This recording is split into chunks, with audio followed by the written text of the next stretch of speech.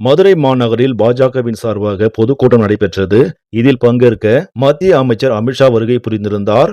மேடையில் பாஜக மாநில தலைவர் நயினார் நாகேந்திரன், முன்னாள் தலைவர் கே. அண்ணாமலை, தமிழிசை சவுந்தரராஜன், எச். ராஜா, வானதி ஸ்ரீனிவாசன், ராம ஸ்ரீனிவாசன் உள்ளிட்ட பலர் கலந்து கொண்டனர். இதற்கிடையே முன்னாள் தலைவர் அண்ணாமலையை கண்டவுடன் பாஜக தொண்டர்கள் உற்சாக மிகுதியால் எழுந்து நின்று உற்சாக குரல் எழுப்பினர்.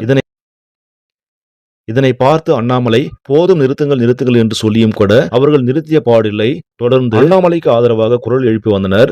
ஒரு கட்டத்தில் என்ன செய்வதென்றே தெரியாமல் தொண்டர்களின் அன்பினால் நெகிழ்ந்து போனார் அண்ணாமலை. இது ஒரு புறம் இருக்க, மேடையில் பேசிய மத்திய அமைச்சர் அமித்ஷா அவர்கள் அண்ணாமலையின் பெயரை சொன்னதுமே அரங்கமே அதிரும் அளவிற்கு கோஷம் எழுந்ததைக் கண்டு அவருமே ஆச்சரியப்பட்டு போனார். என்னதான் அண்ணாமலை அவர்கள் மாநில தலைவர் என்கிற பதவியில் இல்லாத போதும் கூட அவருக்கான அன்பும் மரியாதையும் சற்றும் குறையவில்லை. இதன் மூலமே தெரிகிறது உண்மையான தலைவர் யார் என்பது.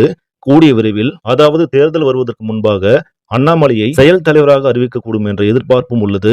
பொறுத்திருந்து பார்ப்போம் என்ன நடக்கப் போகிறது என்று.